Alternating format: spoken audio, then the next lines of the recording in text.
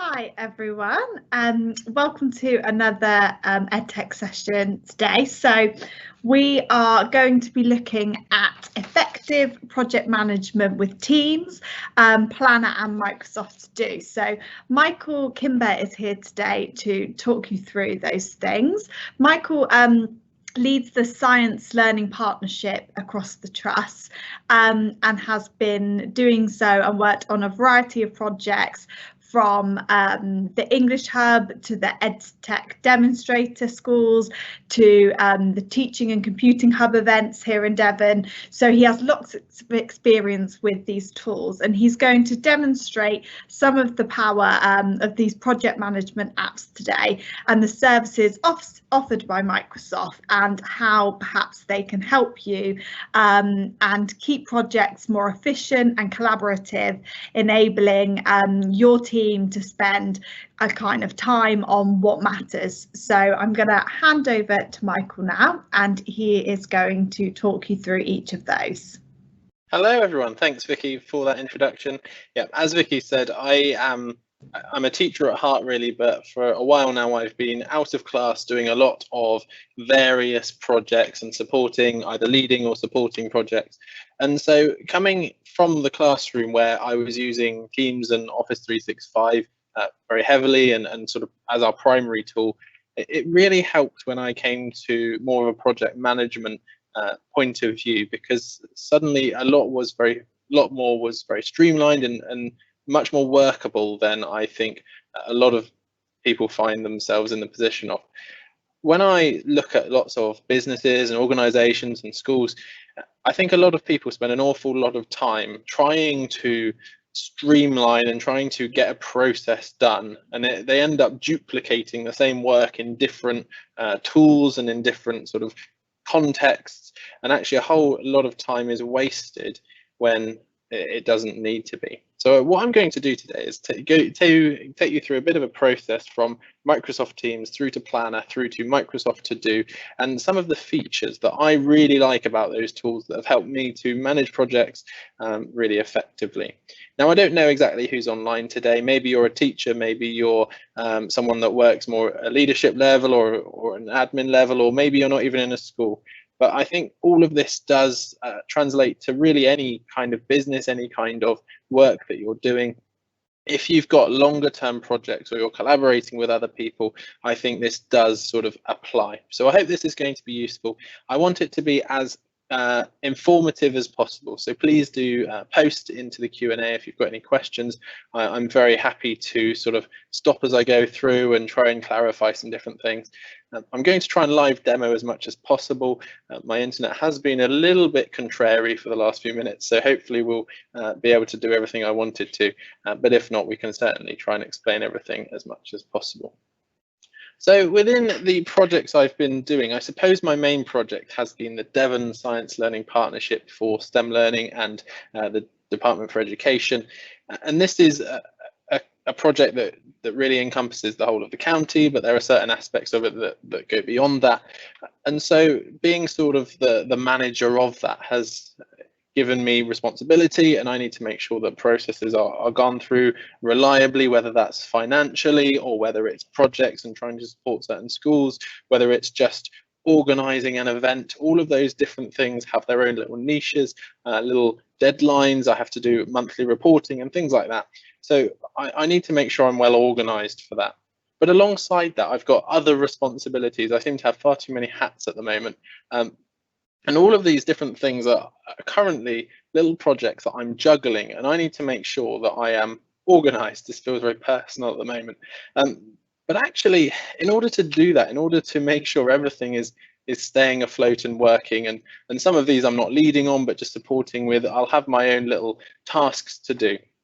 So the first step, I think, for any project, whether that's a project with children, whether that's a project with staff, whether it's a project with external stakeholders of some sort, you need to make sure there are targets, that there are things that you're aiming for.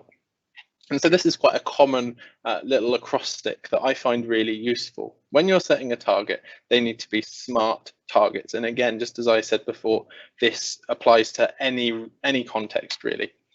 if you're asking someone to do something, make sure it is specific, or whether you're asking yourself to do it.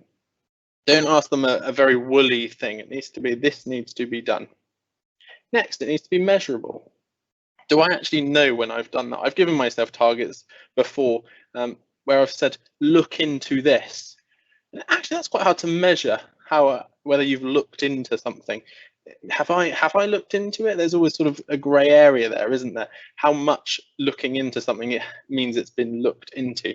So do make sure that a target, whether that's a target as part of a project or maybe even a performance management type target, is a measurable thing.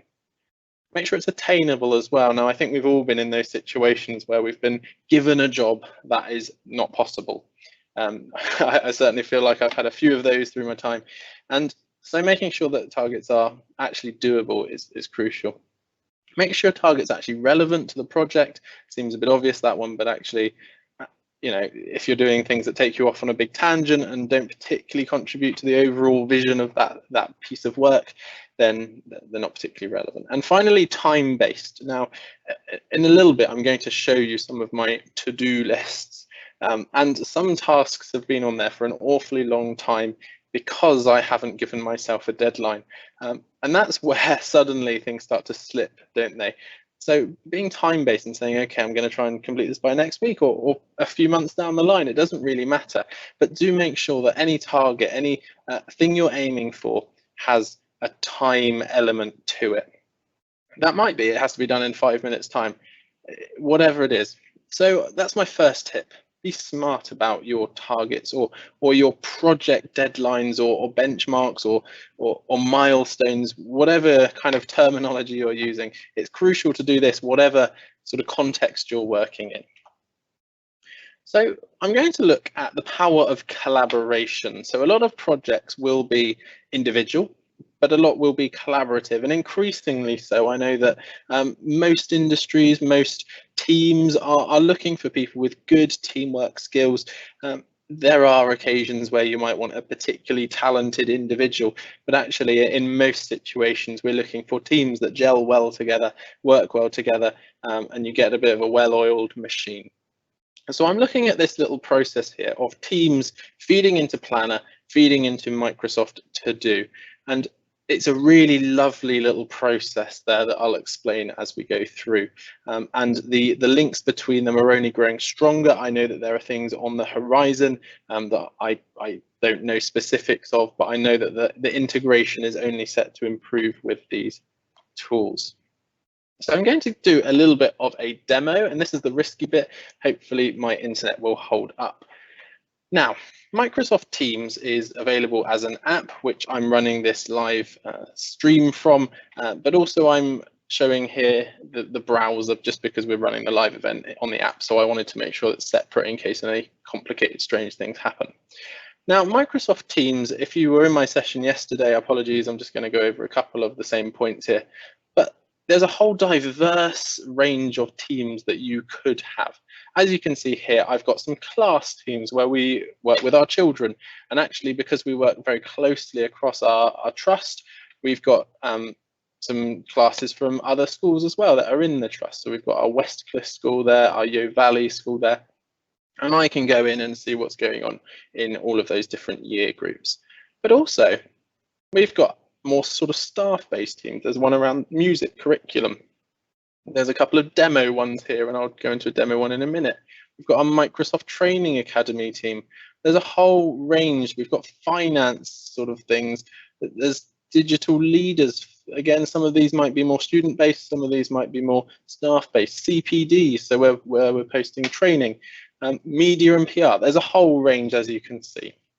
And each of these will have their own sort of projects going on, own conversations within each one. Now, during my session yesterday, I made this EdTech Festival demo team, so I'm just going to use that one. It's a little bit bare bones at the moment, but hopefully within it, we will be able to just discuss some of the crucial things here. So within a team, there are a few things that are really useful for collaboration. And I think for this project sort of approach that I want to look at today, collaboration is a key starting point.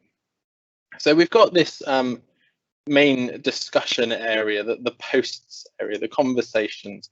And here is a very sort of top level, we can start conversations. Here I just gave an example of asking Dale there to hand in some work, and he can reply to me and so on. I can post forms, I can create a quick form down here and see people's opinions on something. So again, if you're starting a project, I'll give the example of working with some children. Maybe you're going to create a catapult, something I did in year 5 a couple of years ago. You might want to start asking, okay, how are we going to build this catapult, or what color is the catapult going to be, whatever it is, and so that they can start to vote on what they think. You might ask more sort of business orientated questions, but all of that, as you can see here, enables people to start to vote and make decisions together. So a very sort of top level, not particularly specific, but a nice bit of a conversation area there. We can also have private chat up here where we can just speak to specific people.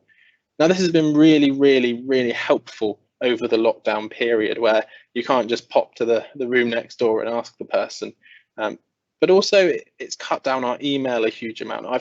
I seem to have endless email coming through all the time. I'm sure there are people here on the call that are in the same situation, and it's really easy to get behind. This brings things a bit more together. You can keep a bit more up to date with a conversation, particularly if other people are involved in an email. Suddenly you can get about 5 emails behind, and it's almost very difficult to catch back up. But with this, it's very quick and easy to see, okay, they've replied, and follow that sort of conversation stream. So beyond the conversation element, where we've got the individual chat or group chat and that big conversation going on, we've got a files area. Now, this is the next real plus of using Teams, which I've sort of been fully converted to. Because within this files area, and I do apologize, it is taking a little while to load today, we can create either new files or upload existing files. And when they're on Teams here, they're in the cloud. And so anyone that's part of this team, as long as they've got the right permissions, which you can sort of edit and lock certain areas if you want to. But within here, I could just create a new file. It's going a bit slow today, sorry about that. Okay, so within there, if it's going to load, thank you, internet, we could create a Word document or an Excel document, etc., all sorts of different things.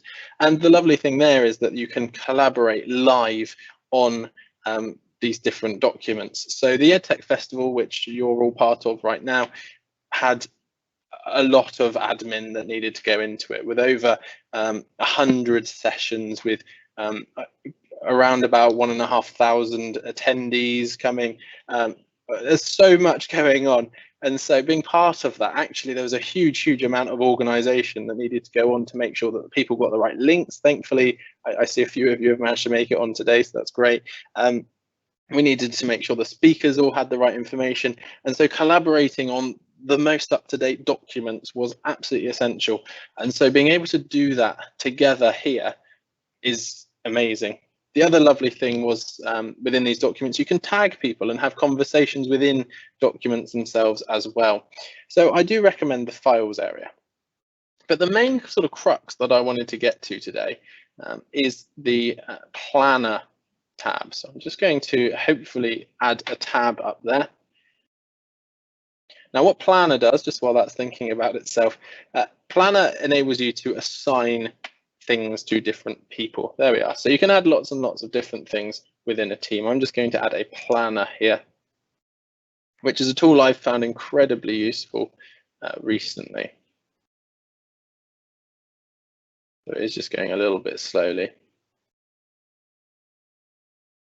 I'm going to just forget about creating a planner at the moment, but you can create one in there and it will feed into, within Office 365, we can either go to our planner tab here, or you can go to the planner app within Office 365. Now this here, you can see all of my different planner plans. And so you can see I've got ones within admin, within catering, within our comms and media area. And so I can see what tasks there are to do. Now, I could go into a brand new one. I'm going to go into a demo team one here, which is one I created for a different session another time. And so here we have all sorts of different things that we can do within this planner.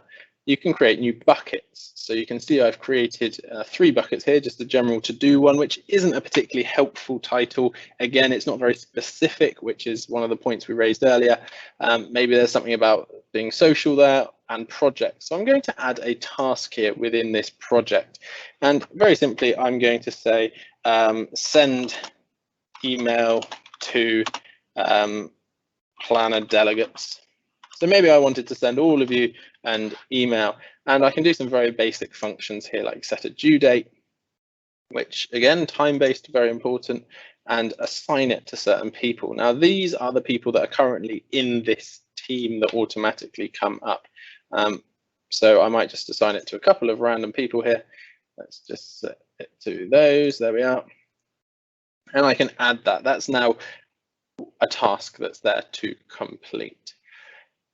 While that's sat there, I can look at the charts here, and this is tracking what's going on within this team planner. So I can see actually, okay, what's not been started? Is anything late? No, we're doing quite well on this demo one at the moment, which is good.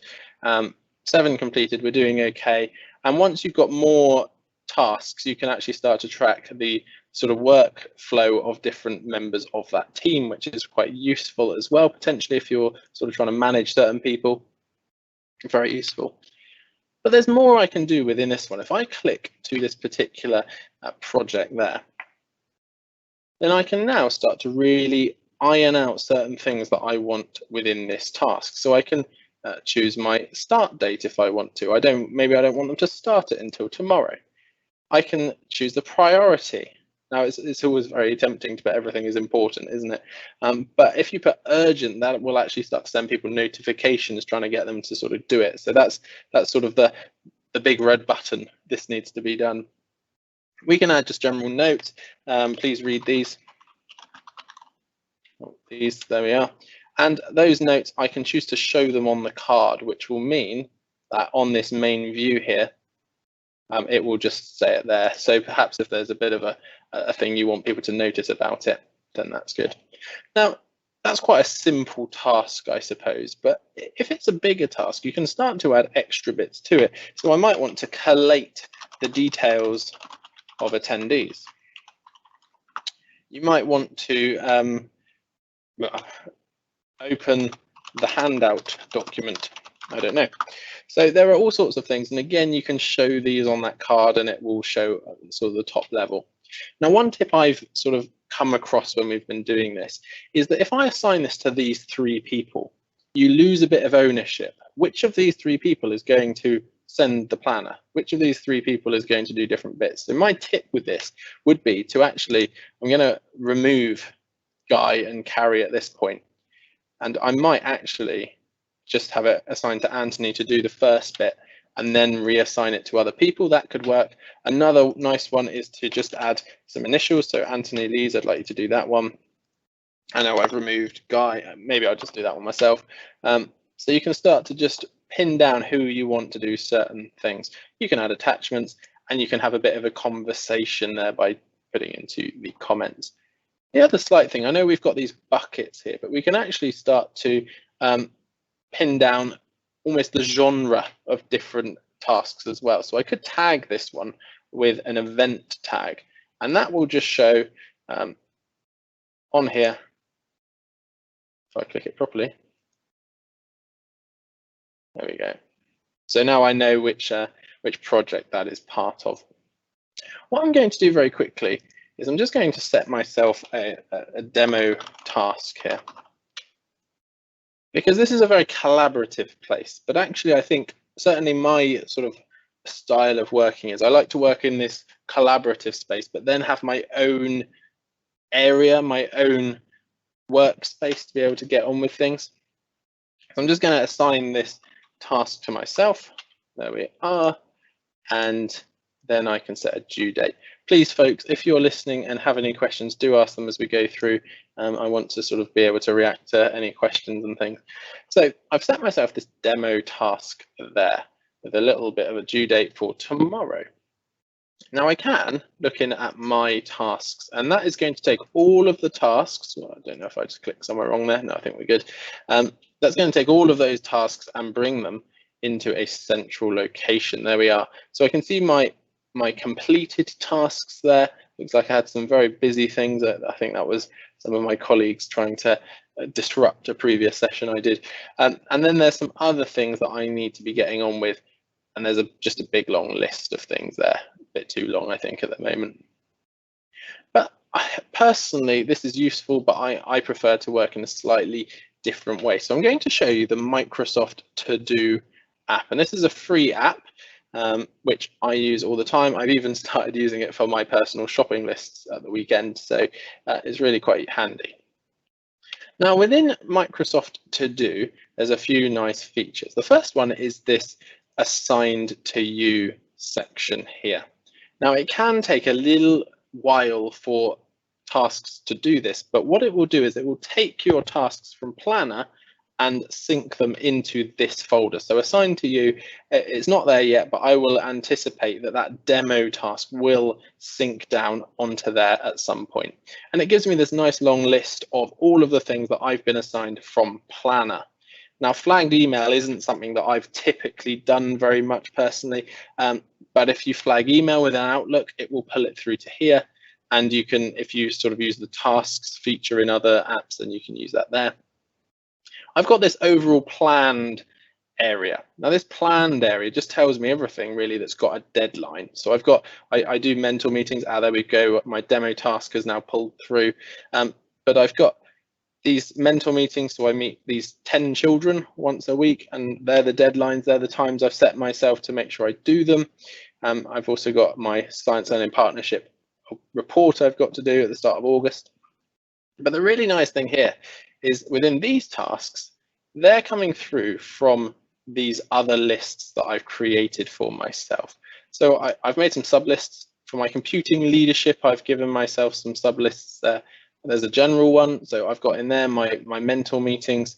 I've got within computing leadership, I've got some devices. There's certain jobs that I want to do, and as you can see on this one, I've added a note. There's a couple of file links there that I've given myself to review. One of the powerful features of these tasks, you can see that some of these I've actually set to recur. So if I tick that I've done Daisy's mental meeting, it gives a nice little ping, which you won't hear because I've not set the sound on, and then it's actually recurring now to next week for her next meeting.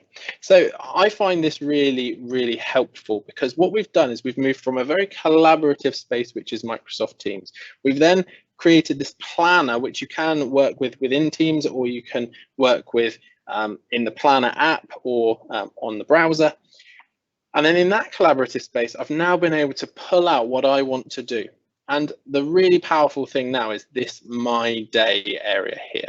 So you can set deadlines and you can say, right, I'm going to complete this by this time and this by this time.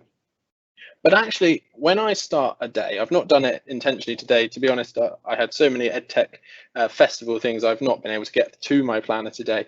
But what I like to do at the start of a day is go, okay, I'm going to complete this mental meeting. So I'm going to right click. I can do different things with it, but I'm going to add it to my day. And then actually I'm going to look at this astronomy. I want to look at a television for this telescope here. So I'm going to add that to my day. Let's see what else. Maybe I want to, let's look at this. What's this? I'm going to review STEM across the school. That's not a great target, to be honest. I've not done that for so long because it's not very specific. So now I've got those 3 tasks within my day that have filtered through from Teams. They filtered through Planner down to this Microsoft To Do. And now I can just go, okay, today I'm going to try and do these. And that's a really nice way for me to start a day, because I go, okay, by the end of the day, I'm going to hit those 3. Tomorrow, they automatically just disappear. They don't get completed. They just sort of go back into their little lists, and I can reassign them if I want to. This isn't linked to the deadline to complete them. And then I can just tick them, and then they're gone out of there. Nice thing with this as well is that I can view my completed ones. There we are, a few different things I've completed in there, and you can sort of uncomplete them if you accidentally complete them in there. So I see that we've had one question. I'm just going to see what that is. Recommending a good web page, Idiot's Guide to Using Teams. Yes, I can recommend a couple of ideas. So one thing I would recommend is looking at the Microsoft Educator Center, the community here. They've got some really lovely courses, if you like, some training sessions. Again, I apologize, it might not load properly, but they've got loads and loads of different ways that you can just learn how to pick up different Microsoft apps. They go from Teams to OneNote and sort of from beginner levels to more advanced. And the nice thing is you get sort of badges and things like that, and you can get extra points and things. So it's quite a fun, almost gamified thing, which I quite enjoy. So yeah, lots of really nice opportunities there. I'll get off it because it's taking a long time to load. But if you Google the Microsoft Educator Center, that's really good. Does My Day link back to your calendar? So if we're talking about My Day specifically, it's not really linked to any time or date. It's very much just actually today I'm going to do that. So it's not linked to those different times. But absolutely, if you're talking about your Outlook calendar, then if you're flagging or putting to-dos in there, I believe Outlook comes through either as a flagged email or to tasks there. Again, I don't generally set myself things within Outlook, so I'm not 100% sure. But if you're setting tasks for yourself in any guise across the Microsoft 365 suite, it can all come through to here, which is a really nice sort of central location. Okay, so there aren't any more questions at the moment. If anyone's got any, please do ask away. I suppose really what I wanted to get across today is that when I look at lots of organizations, when I look at lots of people's work habits, I definitely see that you move from one type of software to another, and then you've got to somehow move this information to this and almost convert it across. This is a really nice streamlined way of moving it all through. Now I see we just had something else pop in there. Okay. I think that this is a more efficient thing than writing it on the whiteboard in an office, particularly when you look at how we've been working recently with the remote thing. I can absolutely access my planner from anywhere, and I can personalize it as well. So if I want to write myself notes or keep it like that, then I can. If you're writing it on a whiteboard, then it's sort of harder to track how things are going. You've got to be there to sort of see what you've got to do. And you don't get those same dashboards of how people are completing necessarily unless you've sort of built that into your whiteboard. I think there's a huge amount of flexibility with this in that I've got this on my phone. I've got to do on my phone. As I said, I probably, where's my to-do gone? Let's just show you. I wasn't going to show you this, but there's so much flexibility. I can actually, I haven't logged it in here, but I've got my personal account here, which I can switch to. And then I've even got jobs I want to do at home, shopping list, and as I go around my local supermarket, I can just tick things off. So there's so much flexibility with how this all works, and I think it's preparing us for future days when we're really not too sure of how things are going to look. Okay, well, I think that's all the questions I've seen at the moment. So please do just give this a bit of a go. Remember the importance of collaboration, that streamlined method of working. I think there's a bit of accountability in here as well, where actually, as I showed you, that we can see who's completing tasks, who isn't. You're able to see when things are overdue. It tells you in some nice red writing, this is overdue. And it's really easy just to kind of confirm you've done those different jobs. So I'm very happy. I see there's no more questions. So please do get in touch. I'm going to pop my PowerPoint back up on the screen where I've got some details here. So there's the Devon Science Learning Partnership website, just in case any of you are science-based. There's our Science Partnership Twitter there. The edtech.education is the Cornerstone EdTech website, which you can find lots of useful links on. The education.microsoft.com is that community area that I mentioned. Loads of really useful things there if you're just looking for some practical advice. But perhaps just if you've got any questions following this, if you're watching this after it's happened, please do email me. My email is there. I'd be really happy just to talk it through with you, give some tips, give some ideas. We often say at this school, you know, we have done a lot. We're a very busy sort of, some would say maybe a bit futuristic in some ways, but actually we've made almost every mistake you can make in the book on this journey. So we're just really keen to share some of those mistakes, some of the good things, and try and help where we can. So thank you. And if anyone wants to get in touch, please do. I've just seen there's one more popped into the new question. I don't know what that is. I'm just going over.